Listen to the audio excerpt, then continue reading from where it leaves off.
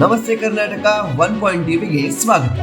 Iran ಹಾಗೂ Israel ನಡುವೆ ಆಗಾಗ ಸಂಘರ್ಷಗಳು ಏರ್ಪಡ್ತಾ ಇವೆ. ಆದ್ರೆ ಈ ಬಾರಿ ಉಭಯ ದೇಶಗಳ ನಡುವಿನ ಸಂಘರ್ಷವು ತೀವ್ರ ಸ್ವರೂಪವನ್ನ ಪಡೆದುಕೊಂಡಿದೆ.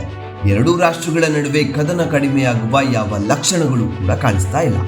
ಇದರ ಮಧ್ಯೆ ಇರಾನ್ ಮತ್ತು ಇಸ್ರೇಲ್ನ ಯುದ್ಧಕ್ಕೆ ಈಗ ಜಗತ್ತೇ ಬೆಲೆ ತರುವಂತಹ ಪರಿಸ್ಥಿತಿ ಎದುರಾಗ್ತಾ ಇದೆ. ದಿನದಿಂದ ದಿನಕ್ಕೆ ಅಂತಾರಾಷ್ಟ್ರೀಯ ಮಟ್ಟದಲ್ಲಿ ಕೆಲ ವಸ್ತುಗಳು ಮತ್ತು ಪದಾರ್ಥಗಳು ದುಬಾರಿಯಾಗ್ತಲೇ ಹೋಗ್ತಾ ಇವೆ.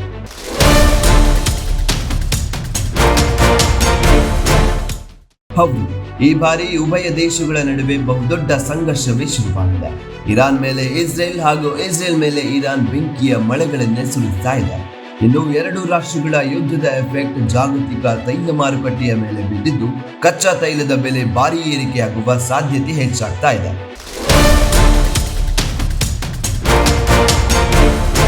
ಇಸ್ರೇಲ್ ಮತ್ತು ಇರಾನ್ ನಡುವಿನ ಸೇನಾ ಸಂಘರ್ಷ ಸತತವಾಗಿ 5ನೇ ದಿನಕ್ಕೆ ಕಾಲಿಟ್ಟಿದ್ದು, ಇದರ ಪರಿಣಾಮ ಈಗಾಗಲೇ ಭಾರತೀಯ ಆರ್ಥಿಕತೆಯ ಮೇಲೂ ಉಂಟಾಗಿದೆ. ತೈಲ ಬೆಲೆ ಹೆಚ್ಚಳ ಹಾಗೂ ಹಳದುಬ್ಬರಗಳಂತಹ ಸಮಸ್ಯೆಗಳು ಕಾಣಿಸ್ತಾ ಇದ್ದು, ಇತ್ತೀಚೆಗೆ ಪೆಟ್ರೋಲ್ ಬಂಕ್ಗೆ ಹೋಗುವುದು ಕೂಡ ಚಿನ್ನದ ಅಂಗಡಿಗೆ ಹೋದಂತೆ ಭಾಸವಾಗ್ತಾ ಇದೆ.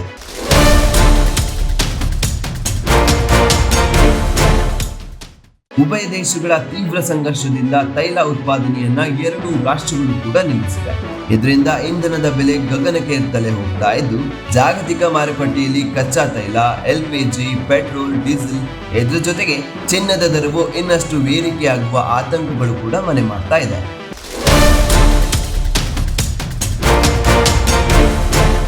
ಇರಾನ್ನ ಅನಿಲ ಕೇಂದ್ರದ ಮೇಲೆ ಇಸ್ರೇಲ್ ನಡೆಸಿದ ದಾಳಿಯೇ ಇದೆಲ್ಲದಕ್ಕೂ ಕೂಡ ಕಾರಣವಾಗಿದೆ. ಕಚ್ಚಾ ತೈಲದ ಬೆಲೆ ಬ್ಯಾರೆಲ್ಗೆ 5.5ರಷ್ಟು ಏರಿಕೆಯಾಗುವ ಮೂಲಕ $76 ತಲುಪಿದೆ.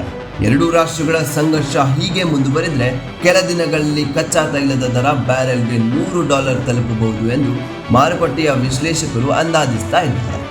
ಒಂದೆಡೆ ಕಚ್ಚಾ ತೈಲದ ದರ ಏರಿಕೆಯಾಗ್ತಾ ಇದ್ದು, ಇನ್ನೊಂದೆಡೆ ಅಡುಗೆ ಎಣ್ಣೆಯ ಬೆಲೆಯೂ ಕೂಡ ಲೀಟರ್ಗೆ $3 ರಿಂದ $4 ಹೆಚ್ಚಳವಾಗ್ತಾ ಇದೆ. Sunflower oil, gold winner, gemini, ದೀಪದ ಎಣ್ಣೆ $3 ಹಾಗೂ ಫ್ರೀಡಮ್ ಆಯಿಲ್ $4 ಏರಿಕೆಯನ್ನ ಕಂಡಿದೆ. ಇನ್ನು ಇದೇ ರೀತಿ ಯುದ್ಧ ಮುಂದುವರೆದ್ರೆ ಅಡುಗೆ ಎಣ್ಣೆ ಲೀಟರ್ಗೆ $10 ರಿಂದ $30 ಹೆಚ್ಚಾಗುವ ಸಾಧ್ಯತೆಗಳು ಕಾಣ್ತಾ ಇದೆ.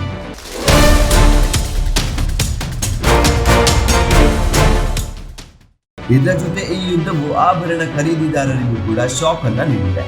ದೇಶೀಯ ಮಾರುಕಟ್ಟೆಯಲ್ಲಿ ಬಂಗಾರದ ಬೆಲೆ ದಿಢೀರಂತ ಏರಿಕೆಯನ್ನ ಕಂಡಿದ್ದು, ಕಳೆದ ಶುಕ್ರವಾರದವರೆಗೂ ಸ್ಥಿರಗೊಂಡಿದ್ದ ಬೆಳ್ಳಿಯ ಬೆಲೆ ಸಹ ಜಿಗಿತವನ್ನ ಕಂಡಿದೆ.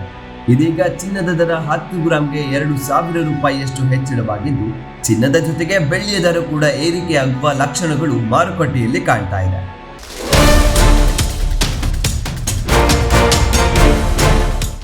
ಇಷ್ಟೇ ಅಲ್ಲದೆ ಇಸ್ರೇಲ್ ಅನಿಲ ಉತ್ಪಾದನೆಯನ್ನ ಸ್ಥಗಿತಗೊಳಿಸಿರುವುದರಿಂದ ಇಂಧನ ಕೊರತೆ ಉಂಟಾಗಬಹುದು ಎಂಬ ಆತಂಕದಲ್ಲಿ ಈಜಿಪ್ಟ್ನ ಷೇರು ಮಾರುಕಟ್ಟೆ 1 ವರ್ಷದಲ್ಲಿಯೇ ಕಂಡರಿಯದ ಅತಿ ದೊಡ್ಡ ಏಕದಿನ ಕುಸಿತವನ್ನ ನೋಡಿದೆ.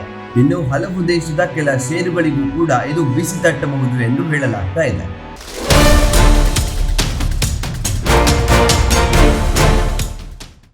ಜಾಗತಿಕ ಮಾರುಕಟ್ಟೆಯಲ್ಲಿ ದಿಢೀರಂತ ಬೆಲೆ ಏರಿಕೆಯಾಗಲು ಕಾರಣವೇನೆಂದರೆ, ಇರಾನ್ನ ವಾಯುನೆಲೆ ಮತ್ತು ಪರಮಾಣು ಕೇಂದ್ರಗಳನ್ನು ಟಾರ್ಗೆಟ್ ಮಾಡಿ ಇಸ್ರೇಲ್ ನಡೆಸಿದ ಭೀಕರ ದಾಳಿಗೆ ಪ್ರತಿಕ್ರಿಯೆವಾಗಿ ಇರಾನ್ ಶುಕ್ರವಾರ ರಾತ್ರಿ ಇಸ್ರೇಲ್ನ ಜೆರುಸಲೆಂ, ಟೆಲ್ ಅವೀವ್ ಗುರಿಯಾಗಿಸಿಕೊಂಡು ಕ್ಷಿಪಣಿ ಮತ್ತು ಡ್ರೋನ್ ದಾಳಿಗಳನ್ನು ನಡೆಸಿತು. 100 ಕ್ಷಿಪಣಿ 100 ಡ್ರೋನ್ಗಳ ಮೂಲಕ ಇಸ್ರೇಲ್ ಸೇನೆ ನೆಲೆಗಳ ಮೇಲೆ ದಾಳಿಗೆ ಇರಾನ್ ಯತ್ನಿಸಿದೆ.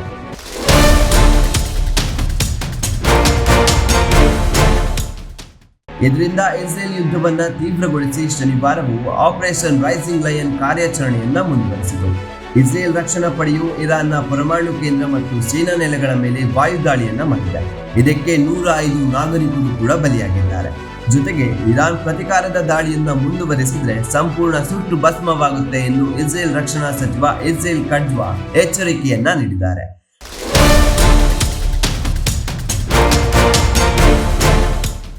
ಇದಿಷ್ಟೇ ಅಲ್ಲದೆ ಯುದ್ಧದಿಂದ ಜಾಗತಿಕ ಮಾರುಕಟ್ಟೆಯಲ್ಲಿ ಸಂಚಲನಗಳು ಉಂಟಾಗಿದ್ದು, ಇಸ್ರೇಲ್ ಇರಾನಿನ ಅನಿಶ್ಚಿತ ಕದನವು ಮುಂದುವರಿದ್ರೆ ಮುಂದಿನ ದಿನಗಳಲ್ಲಿ ತೈಲ ಬೆಲೆ ಭಾರಿ ಏರಿಕೆಯನ್ನ ಕಾಣುತ್ತದೆ.